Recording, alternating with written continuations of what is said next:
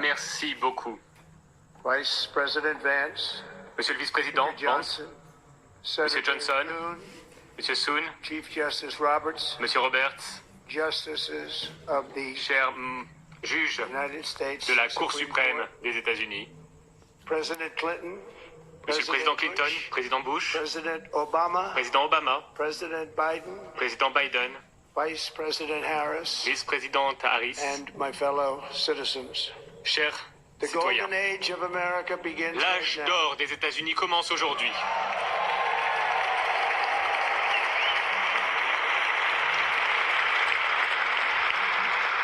From this day forward, our country À will partir flourish. d'aujourd'hui, notre pays va prospérer et va à nouveau être respecté aux quatre coins du We will monde. be the envy of every nation, Nous serons l'envie de and we will toutes not les allow nations ourselves et nous to n'allons take pas nous advantage of laisser any longer. abuser. Every single day of the Trump administration, Pendant chaque jour, I sous mon will administration, very simply put très simplement, America first. je placerai les États-Unis en premier.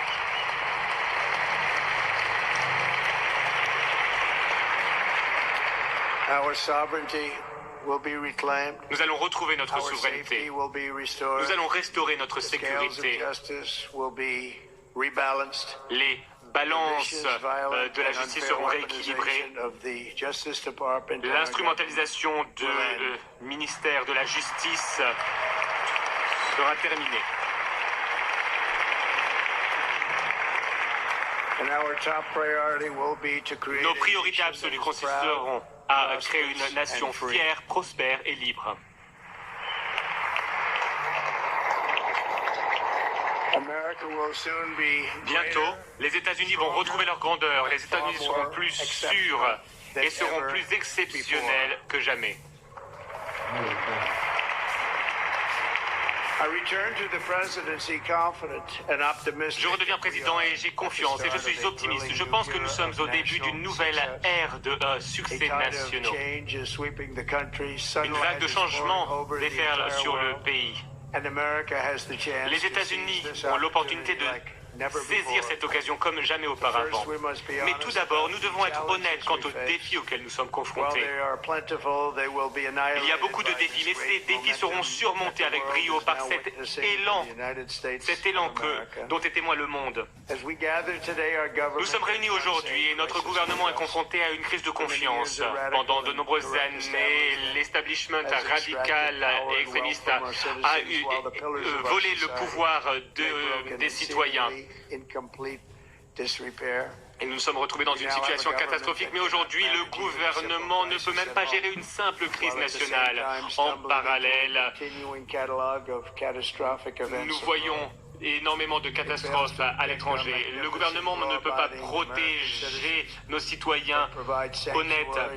Notre gouvernement protège les criminels. Beaucoup de criminels qui viennent d'institutions mentales ou de prisons qui sont arrivés dans notre pays illégalement, venant des quatre coins du monde.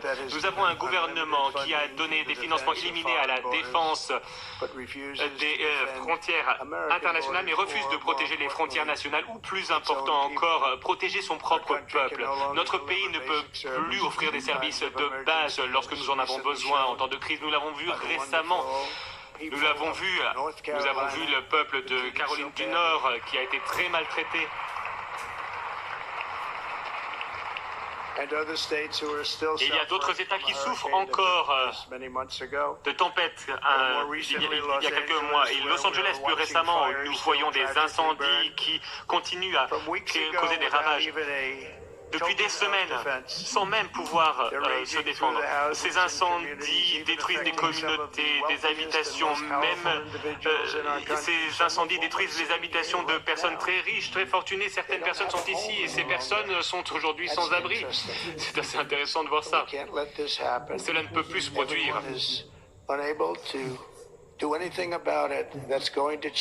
Personne ne peut agir, mais cela va changer. Nous avons un système de santé publique qui est catastrophique et pourtant nous investissons énormément. Nous investissons plus que tous les autres pays et nous avons un système d'éducation qui enseigne à nos enfants d'avoir honte d'eux-mêmes très souvent et de même détester notre pays malgré l'amour que l'on essaye de leur apporter. Tout cela va changer. à compter d'aujourd'hui. Et cela va changer très rapidement.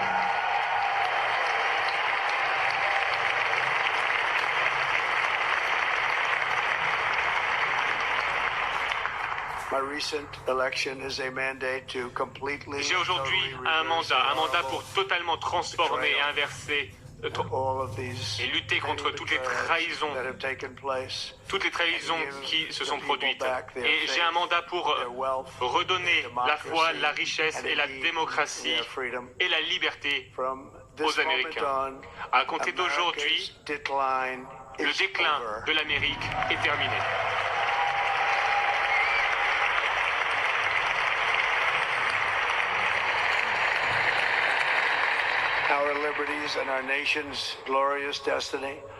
La liberté et la destinée glorieuse de notre pays va pouvoir perdurer. Nous allons restaurer l'intégrité, les compétences et la fidélité envers le gouvernement américain. Depuis 8 ans, ces 8 dernières années, j'ai été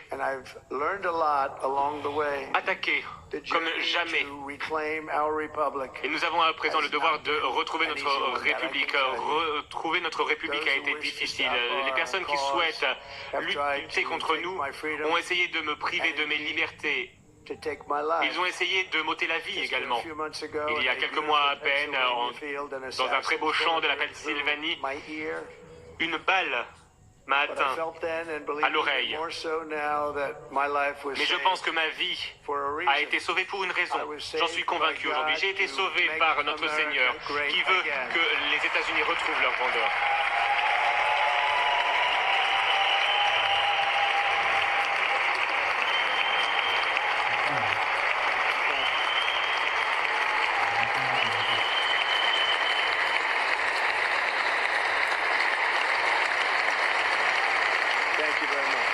Merci beaucoup.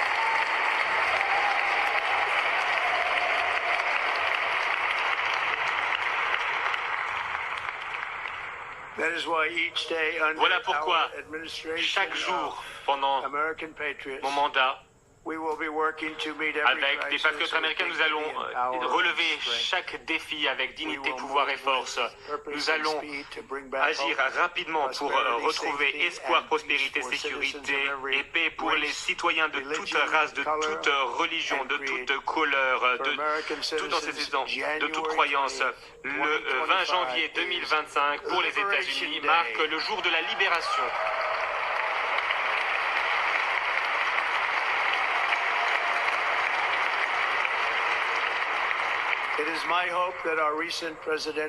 J'espère que cette élection présidentielle marquera l'histoire en tant qu'élection la plus importante de l'histoire de notre pays. Comme notre victoire l'a montré, toute notre nation se mobilise derrière un programme qui consiste à renforcer et à protéger toute notre population, les jeunes, les personnes âgées, les latino-américains, les afro-américains, les personnes vivant en ville, à la campagne. Et nous avons remporté la victoire dans les 7 swing states et nous avons remporté le vote populaire. Nous avons eu le plus grand nombre de voix avec une très grande marge. Aux Afro-Américains et aux Latinos, je tiens à vous remercier. Merci pour tout votre amour. Merci pour toute la confiance dont vous avez fait preuve, que vous m'avez témoigné à travers votre vote. Je ne l'oublierai jamais. J'ai entendu votre voix pendant ma campagne et j'ai hâte de travailler avec vous ces prochaines années. Aujourd'hui, c'est la journée de Martin Luther King et c'est un très bel honneur. Mais en son honneur, nous allons travailler ensemble pour concrétiser son rêve. Nous allons nous assurer que son rêve devienne réalité.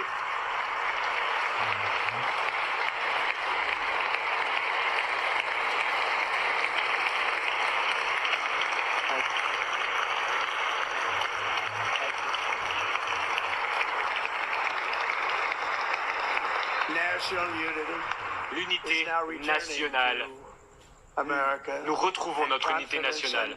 Nous retrouvons la confiance et la fierté comme jamais auparavant.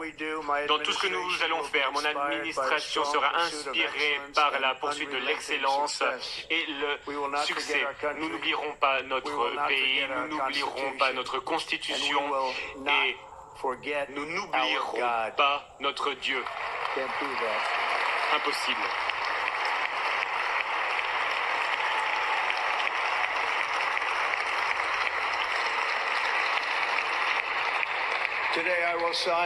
Aujourd'hui, je vais signer plusieurs décrets historiques.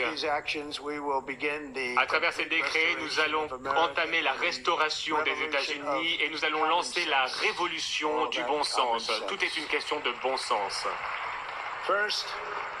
Pour commencer, je vais déclarer un état d'urgence national au niveau de notre frontière sud.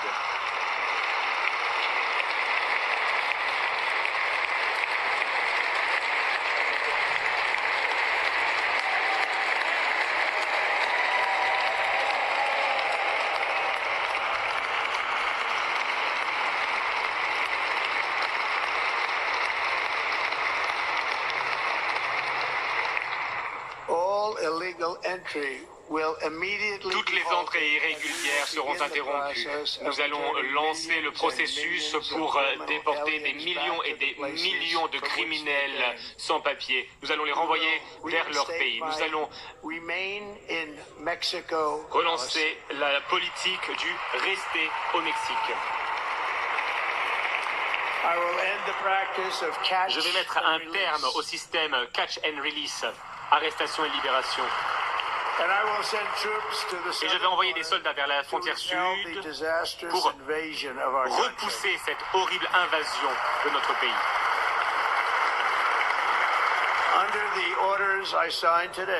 Grâce à ces décrets, nous allons également nommer les cartels comme des organisations terroristes étrangères.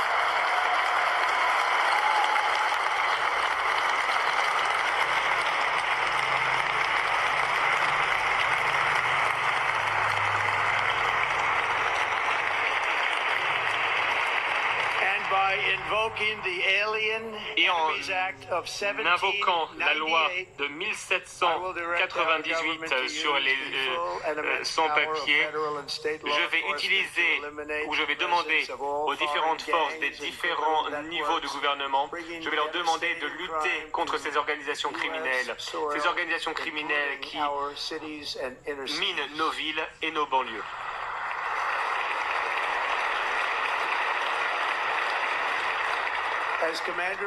En tant que commandant en chef, ma plus grande responsabilité est de défendre notre pays contre les menaces et les invasions. Et c'est exactement ce que j'ai l'intention de faire.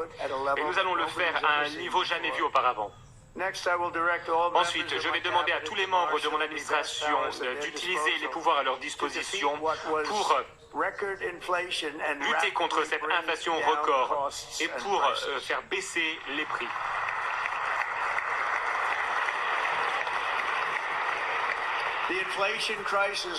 Cette crise de l'inflation a été causée par trop de dépenses et par une explosion du prix de l'énergie. Voilà pourquoi je vais également déclarer un état d'urgence énergétique. Nous allons forer et encore forer.